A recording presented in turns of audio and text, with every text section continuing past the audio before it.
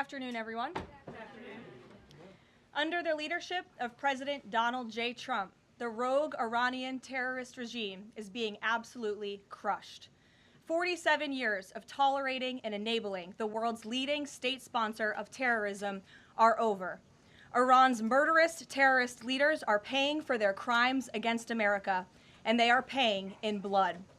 Since 1979, the terrorist Iranian regime has actively and intentionally facilitated the killings of Americans.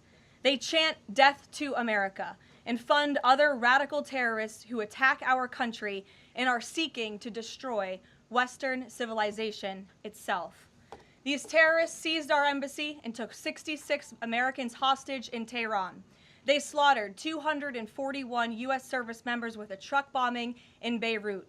They killed and maimed hundreds of American service members in Iraq, and this is just a small fraction of their blood-soaked record. Prior leaders have been too weak and ineffective to address this threat. Some, like Barack Hussein Obama, even sent pallets of cash that ultimately financed this terrorist crusade against the United States and our people, while signing stupid and naive deals that put Iran on the path of developing nuclear bombs. After years of endless appeasement and empty statements from politicians on both sides of the political aisle in this town, President Trump is finally the man of action. President Trump is holding these monsters accountable and permanently extinguishing their nuclear ambitions. Future generations of Americans will look to this moment as the moment where the specter of a nuclear armed Iran ended. At the beginning of Operation Epic Fury, launched last weekend, President Trump laid out clear objectives to the American people on what the U.S. military seeks to accomplish through these major combat operations. Number one, destroy the regime's deadly ballistic missiles and completely raze their missile industry to the ground. Number two, annihilate the Iranian regime's navy. And so far, we have destroyed more than 20 Iranian ships, including their top submarine last night, using a torpedo for the first time since World War II. There is not a single Iranian ship underway in the Arabian Gulf, Strait of Hormuz, or the Gulf of Oman. Number three, Operation Epic Fury will ensure the regime's terrorist proxies in the region can no longer destabilize the region or the free world and attack our armed forces. And thus far, Iran's proxies are hardly putting up a fight. Number four, this mission will guarantee that Iran can never obtain a nuclear weapon. It's safe to say that thus far, Operation Epic Fury has been a resounding success. American forces have struck more than 2,000 targets, destroying hundreds and hundreds of ballistic missiles, launchers, and drones. As the Department of War said this morning, we expect to have complete and total dominance over Iranian airspace in the coming hours, clearing the skies for our brave warriors to continue achieving these noble and long sought-after objectives. There's been a lot of misreporting and intellectual dishonesty from the American media on why President Trump decided to launch this operation. So let me remind you, Operation Midnight Hammer, which took place last June, obliterated Iran's 3 major nuclear sites. Yet the terrorist Iranian regime has remained fully committed to rebuilding its nuclear program. How do we know this? Because Iran has pursued this path of war and violence despite President Trump dispatching 2 of his top and most trusted negotiators to engage in exhaustive and good faith negotiations to try and reach a deal. And the world knows this president's preference is always peace and diplomacy first. Look no further than the 8 additional global conflicts he has ended in the past year as proof. Unfortunately, the terrorist Iranian regime refused to negotiate in good faith. They chose this path of violence and destruction, and they are reaping the consequences of their horrible decision. The regime did what they always have done. They lied, they delayed, they tried to string the United States of America along.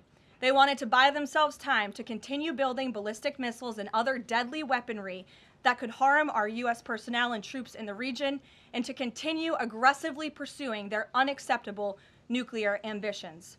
U.S. negotiators offered to lift crippling sanctions on Iran and even provide nuclear fuel to Iran at no cost to support a civil nuclear power program.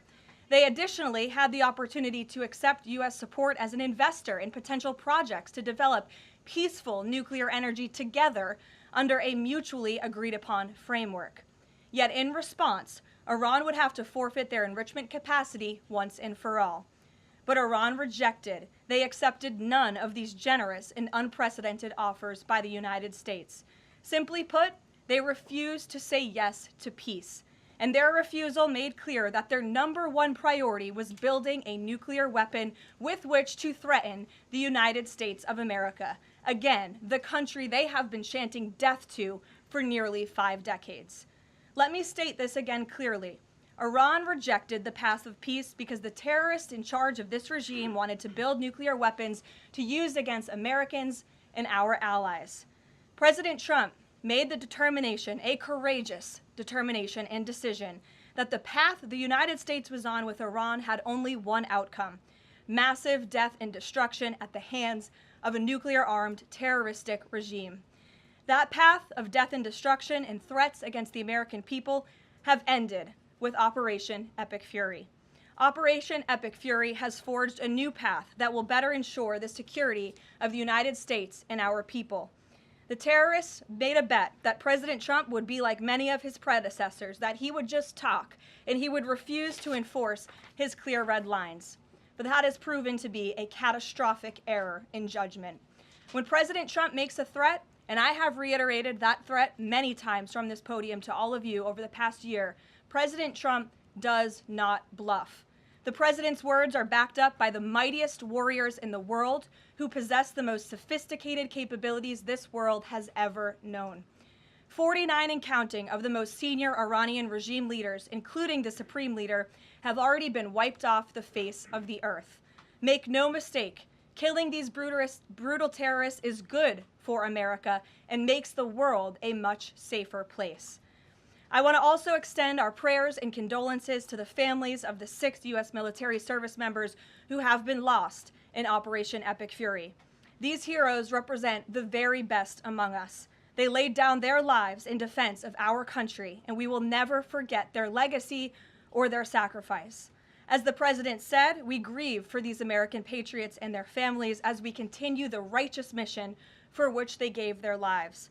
President Trump intends to attend the dignified transfer of these American heroes to stand in grief alongside their families. I understand the Department of War is working on scheduling this transfer, and we will provide updates at the appropriate time. Finally, the Trump administration is also doing everything within our power to protect Americans in harm's way. Since the launch of Operation Epic Fury, more than 17,500 Americans have safely returned home from the Middle East, with over 8,500 American citizens returning home to the United States just yesterday alone. If you are a U.S. citizen in the Middle East looking to return to the United States, the Secretary of State asks that you please register with the State Department at step.state.gov. The State Department will identify where you are and provide travel options directly to you. The administration is already rapidly chartering flights free of charge and booking commercial options, which we expect to become increasingly available as time goes on and the success of this mission further comes to fruition. I know the President and Secretary of State Rubio have been in touch as well with our allies in the region directly about this problem, making it clear that it is a priority of the United States of America to bring every American home. The Trump administration will not rest until every American is home safely and until the terrorist threat from Iran has been completely destroyed. With that, I'll take your questions. Eric, why don't you kick us off today? Thank you for being here. Thanks so much for having me. It's great to be here. As you mentioned, Iran's regime, its leadership has largely been decimated.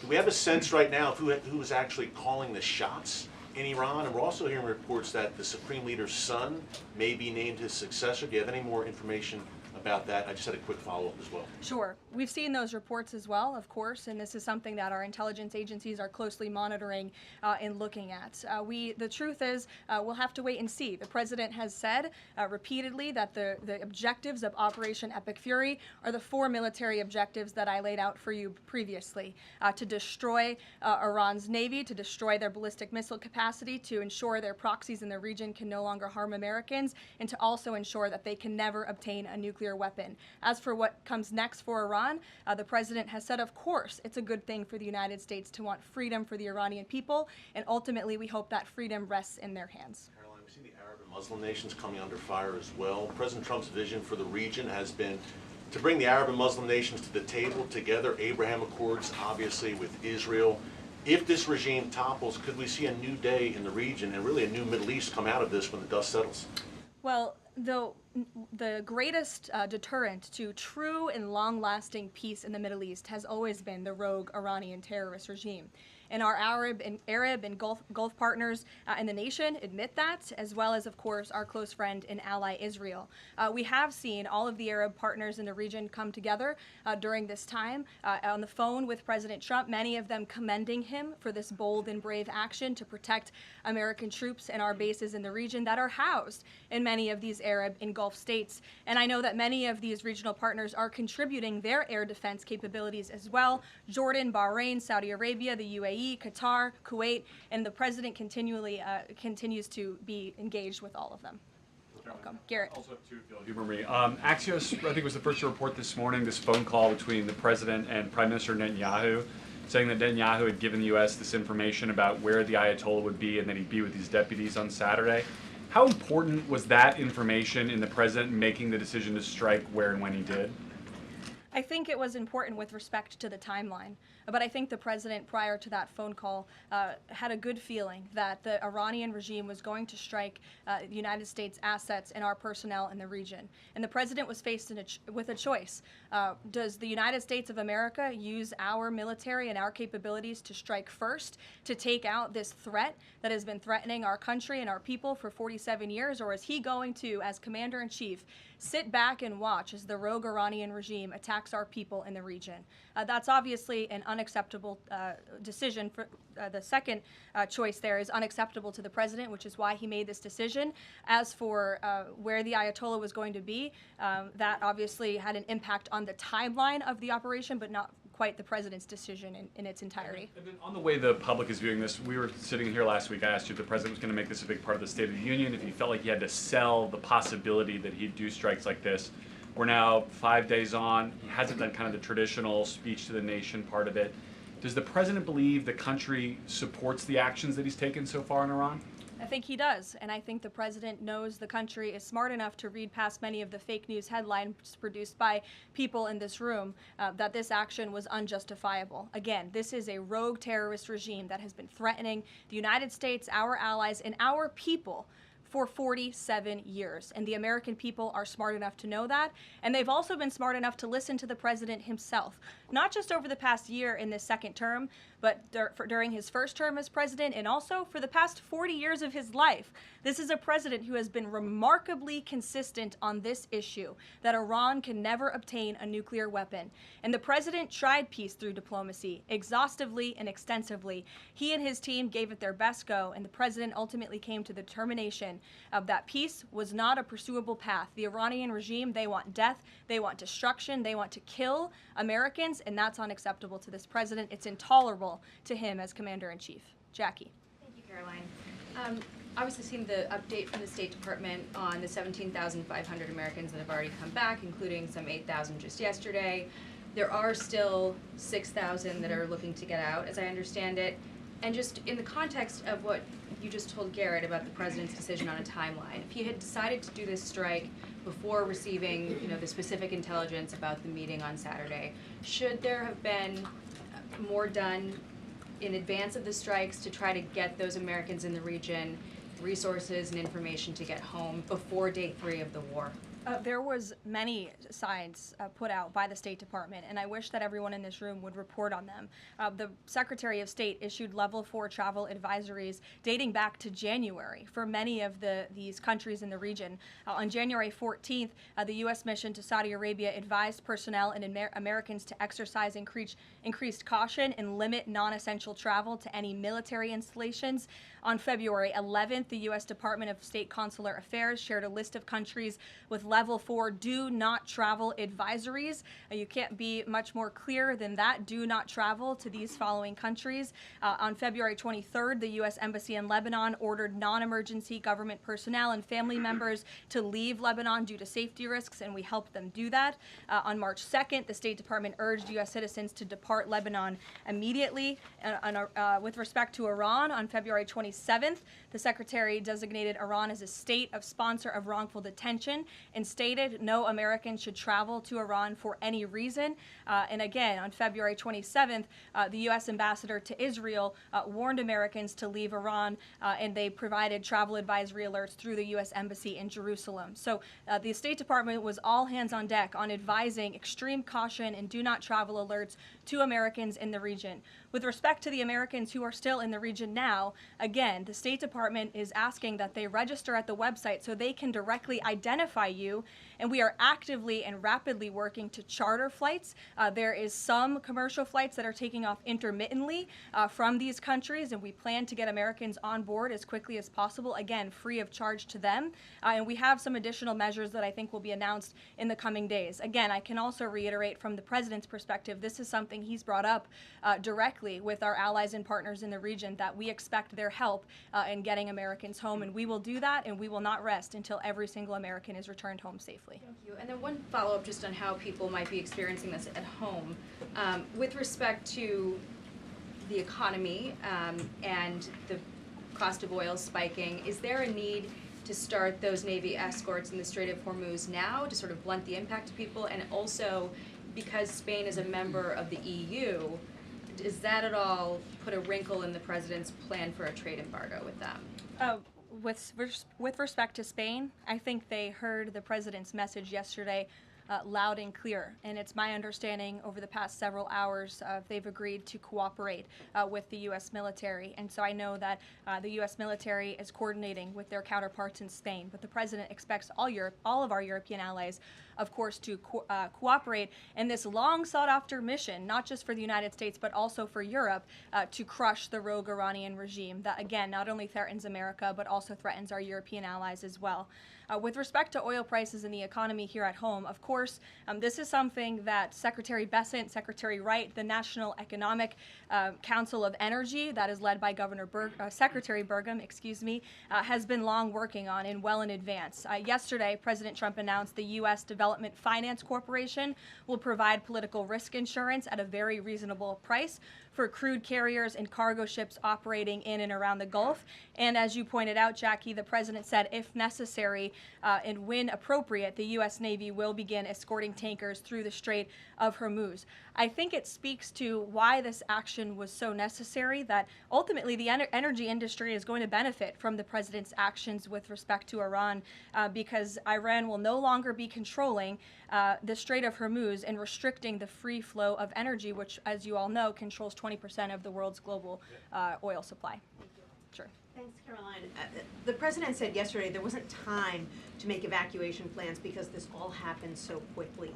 Given how critical the President has been of the chaotic evacuation from Afghanistan by the last administration 5 years ago, why wasn't there more of a focus on evacuation plans from the Middle East that could have been at least put in place, ready to go before the strikes this weekend? Again, I just laid out for you that there have been plans in place and that the State Department has been very clear to the American people traveling within this region not to travel to these regions. We gave notices to leave immediately the countries where these Americans were within. And unlike the previous administration, we actually have a number. We actually have identified the number of people in the region who have requested help. We are in direct contact and engagement with them. And you have to keep in mind, there's a few thousand people who have requested assistance to come home in comparison to the millions who we understand are in the region. So we will help every single American who wants to come home if they're making that request of the State Department. Americans who called the State Department hotline as recently as last night were being told, we can't help you, you have to make your own plans. Well, the line was updated, and I expect every single person in this room to report on that accurately so that information can be relayed appropriately to your audiences and to the American people. I think as journalists, you all have a responsibility to let them know that the line has been updated accordingly with the proper guidance, because I saw many people in this room very quick to do selfie videos with the line yesterday, but not so quick to report on the corrected message today. So that is something the administration quickly worked to address, and we have fixed that problem. However, we're also pointing to people to the website, again, to register so that we know exactly where you are. So when there are commercial flights moving into that area, when there are chartered flights moving into that area, we can get Americans on planes as quickly as Do you possible. have any details on how many charter flights have been able to get out of the region so far with Americans on board? I don't have an exact count for you, but I know that we're working on chartering many flights. As soon as we were doing it yesterday, we're doing it again today. And you should not expect us to detail exactly when these flights are taking off for obvious reasons. The Iranians have shown that they are not going to hesitate to target civilians in the region, which is completely intolerable. But for safety and security reasons, we're not going to be broadcasting when flights full of Americans are going to be taking off, obviously. Danny. At the top there, you said that the Iranian regime is being absolutely crushed. Can you explicitly say then whether or not regime change is a goal of President Trump's operation? The goals of this operation have been made very clear, Danny, and the president has said them in his speech when he launched this operation and released that video in the middle of the night to all of you and to the world. The stated military objectives of Operation Epic Fury are as follows: eliminate Iran's ballistic missile threat, destroy their naval capability, disrupt missile and drone production infrastructure, sever their pathway, and end their pathway to nuclear weapons. And I can report, as you all saw from the Pentagon today, that thus far this operation has been remarkably successful. Again, we're moving towards complete and total control of Iranian airspace. We have continuous 24/7 strike operations ongoing. We've had more than 2,000 targets that have been struck, nearly 2,000 munitions have been employed. The first 24 hours of this campaign were described nearly as twice the scale of the 2003 shock and awe campaign. And we've seen that the enemy, the Iranian rogue regime, their retaliatory strikes against the United States and the threat reduction has reduced significantly. If you look at the Iranian ballistic missile launches, they're down 86% from day one levels. So while the United States military continues to increase its complete dominance over this rogue regime, they are weakening day by day. Regime change is not a phrase that you would want to use. Again, Operation Epic Fury, I just detailed the goals and objectives of this very quickly. But obviously, as the president has said numerous times, do we want to see Iran being led by a rogue terrorist regime? No, of course not. So any day the United States of America is taking out a terrorist is a good day for our country and a good day for our people. Given that point that you just make about the United States wouldn't mind seeing the government overthrown, certainly President Trump has talked about wanting to see Iranians overthrow the government. Has the president considered at all kind of how he views a U.S. role, if any, in Iran post-conflict? I think it's something the president is actively considering and discussing with his advisors and his national security team. But again, right now, the focus, minute by minute, hour by hour, day by day, is on ensuring the quick and effective success of Operation Epic Fury. Sure. Go ahead. I want to ask you about the U.S. munitions I stockpile. don't even know who's speaking because I wasn't looking at you. You can ask a question and then I'll go to you. Caroline, I want to ask you about the U.S. munitions stockpile. President Trump posted on Truth Social on Monday that the U.S. still has a good supply of weapons, but that we're not where we need to be. What does he mean by that? And does President Trump then want to ask on Congress to pass a supplemental to increase funding for missile interceptor systems like the ones being used to defend U.S. bases in the Middle East from Iranian missiles? I don't have any updates for you on congressional asks from the president. As you know, under this president, we have significantly increased our defense budget, which is a good thing for the United States, for our national security, and for protecting our homeland. With respect to munitions, ammunition, weapon stockpiles, the United States of America has more than enough capability to not only successfully execute Operation Epic Fury, but to go much further. And we have weapon stockpiles in places that many people in this world don't even know about. However, the president in that post House was pointing out that, unfortunately, we had a very stupid and incompetent leader in this White House for 4 years who gave away many of our best weapons for nothing, for free, to another country very far away by the name of Ukraine. So the president was pointing out how that was an unwise decision, but nevertheless, don't doubt the strength and the might of the American military. And I will also add, President Trump has rightfully been calling on defense contractors in this country to rapidly and aggressively produce American-made weapons because they are the best in the world, and the president always likes to get things done as quickly as possible, and so he's been quite vocal in his efforts to try to speed up our defense industry to protect our homeland. Caroline, can you do some, Go ahead. Caroline, could you tell us about the president's current thinking about ground troops and whether they could be used, if they were to be sent into Iran, what would they be used for? What's the situation of that? Well, they're not part of the plan for this operation at this time, but I certainly will never take away military options on behalf of the President of the United States or the Commander-in-Chief, and he wisely does not do the same for himself. I know there's many leaders in the past who like to take options off of the table without having a full understanding of how things could develop. So again, it's not part of the current plan, but I'm not going to remove an option for the President that is on the table. Sean. Did the United States airstrike a girls' elementary school and kill 175 people? Not that we know of, Sean, and the Department of War is investigating this matter, and I would just tell you very strongly, the United States of America does not target civilians, unlike the rogue Iranian regime that targets civilians, that kills children, that has killed thousands of their own people in the past several weeks, and uses propaganda quite effectively, and unfortunately many people in this room have fallen for that propaganda. So I would caution you from pointing the finger at the United States of America when it comes to targeting civilians, because that's not something that these armed forces do. Reagan. Thanks, Caroline. Prior to the Iran conflict, the SAVE Act was really the focus of the news cycle. Is the SAVE Act still a priority for the administration? Absolutely. Could you just provide an update on the administration's talks with Congress to get the SAVE Act through? SAVE Act is absolutely still a priority for this president and the administration.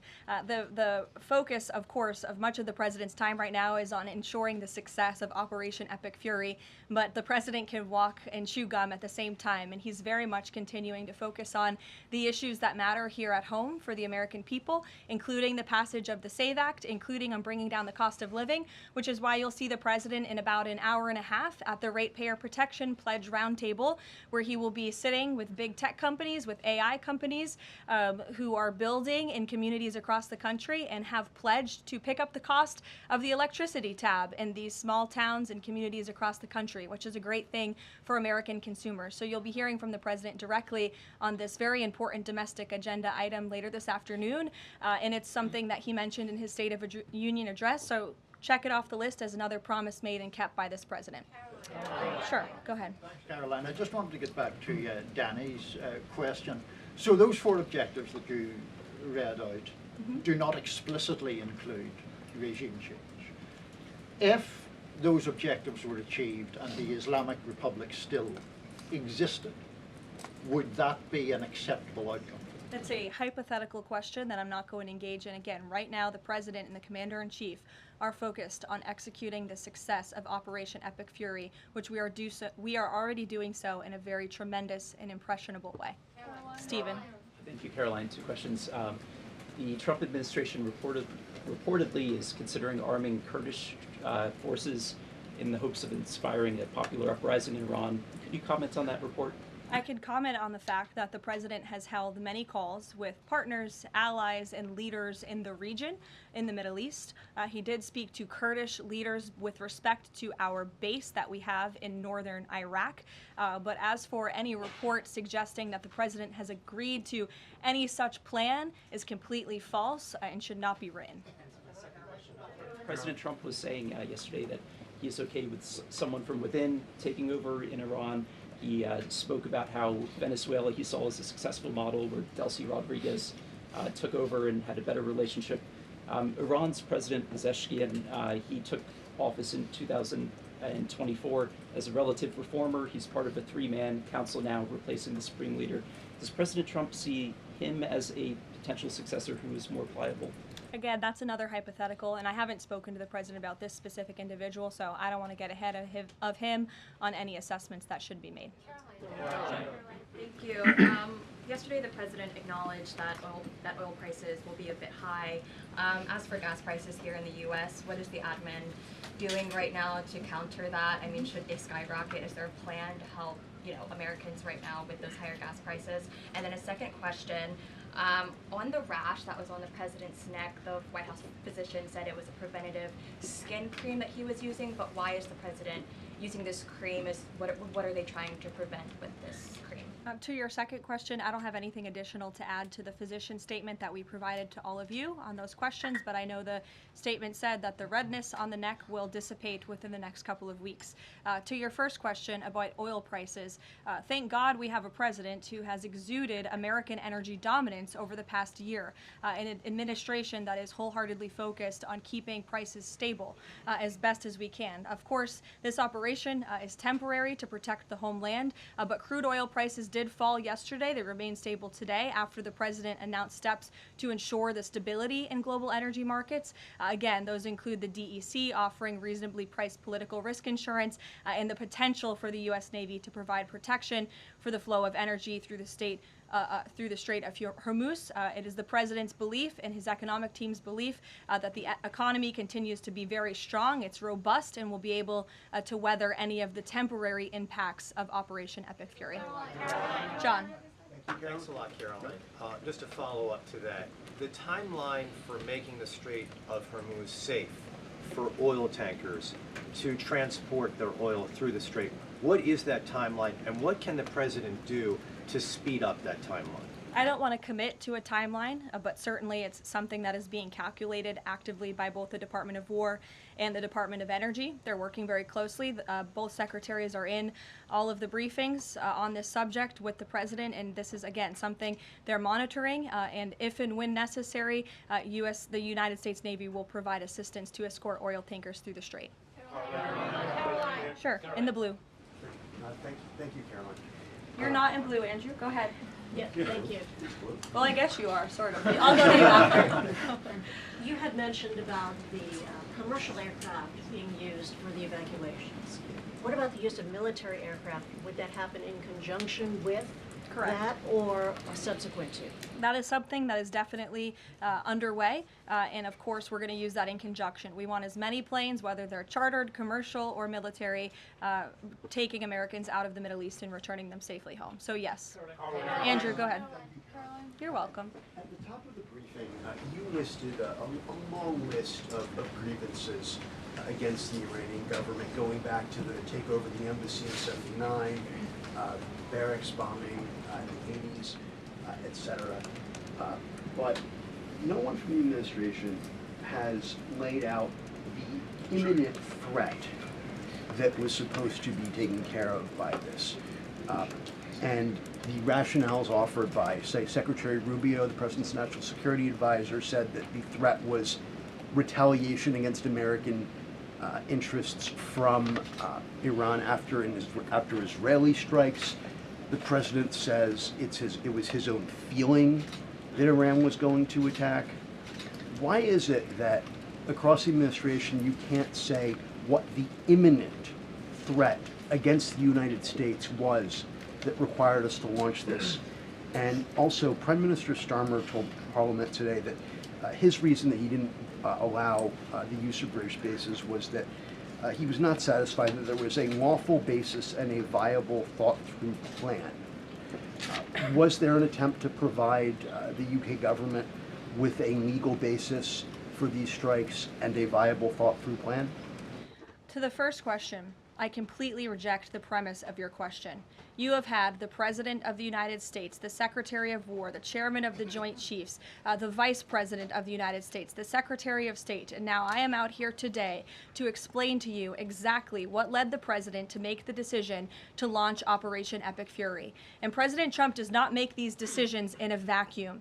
This decision to launch this operation was based on a cumulative effect of various direct threats that Iran posed posed to the United States of America, and the president's feeling based on fact that Iran does pose an imminent and direct threat to the United States of America, based on the fact that they are the world's leading state sponsor of terrorism, based on the fact that they were rapidly and aggressively building up their ballistic missile program to give themselves immunity within their country alongside their navy, so that inside their country they could continue to create nuclear weapons and nuclear bombs, which would of course pose a risk to Americans in the region and even Americans one day here at home. And then another point on this is the president found that through these extensive, exhaustive, failed negotiations with Iran, that they were hell-bent on death and destruction. So again, the president was not going to be just another president on a very long list who sat back and stood by and passed the buck of this direct threat to the next administration. The president had a feeling, again, based on fact, that Iran was going to strike the United States, was going to strike our assets in the region, and he made a determination to launch Operation Epic Fury based on all of those reasons. And I would like the media to actually report on all of them, rather than just picking sound bites from one person in this administration and saying, oh, they're contradicting the other person. No, again, these decisions are not made in a vacuum. They are made by the president's feeling that Iran was going to strike the United States and our assets in the region, and he was not going to sit back and watch that happen. The determination was made that the president was going to strike first alongside Israel, and that has obviously been proven to be the right decision and an effective one at that. Libby, go ahead. Thank you, Caroline. A two-part question for you there. First, has the president spoken with the family members of those U.S. service members that were killed? Second, given what you've outlined throughout this entire briefing, I mean, the United States has sunk a bunch of Navy ships. We've hit all of these targets. What can Americans expect the goal to be moving forward now that the U.S. has accomplished all of this? What is victory, given we've even taken out Iran's supreme leader? That was an explicit goal. Again, victory will be determined by the commander-in-chief once the goals and the objectives that we have repeatedly laid out are fully realized. Again, we just, in the next few hours, will be achieving that dominance over the skies, which means the United States military will be raining missiles and weapons down on Iran to hit these specific targets that have been identified as crucial to take out by the Department of War. Sure, John. Thank you so much, Caroline. Has the U.S. posture changed in regard to a nuclear North Korea, given the latest strikes on Iran and the fact that the stated goal is to make sure that Iran is not a nuclear country? I don't have any change in position with respect to North Korea today. Thank you. A quick follow-up. There's been reports that Ali Khamenei's son has been elected as the next supreme leader.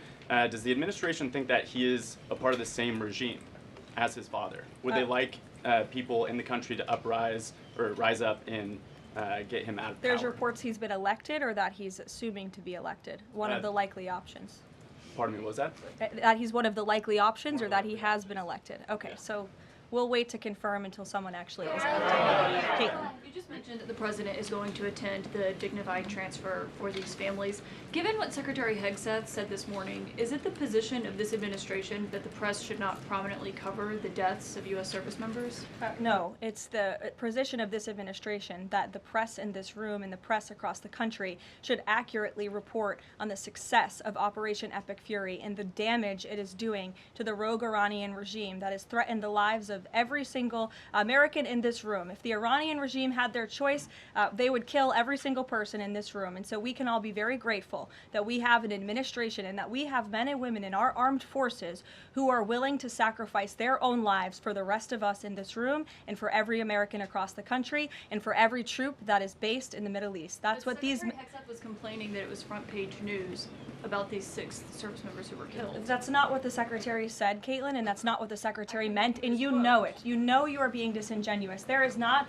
We've never had a Secretary of Defense who cares more. Drones get through or tragic things happen. It's front page news. I get it. The press only wants to make the president look bad. Yeah, As you know, we cover the deaths of U.S. service members under every president. The press does only want to make the president look bad. That's a fact. Especially you. No, listen to me. Especially you and especially CNN. And the Secretary of Defense cares deeply about our war fighters and our men and women in uniform. He travels all across this country to meet with them, to connect with them, and your network has hardly ever probably reported on that. You also had the chairman of the Joint Chiefs, Chairman Kane, who's a brave patriot, standing alongside the Secretary at the Pentagon this morning, again expressing his condolences to these families. And I just told you that the President of the United States will be attending their dignified transfer. So please, That's not making the president look bad. That's showcasing that. And we expect you to cover that as you should. We expect you to cover that as you should, Caitlin. But you and your network know that you take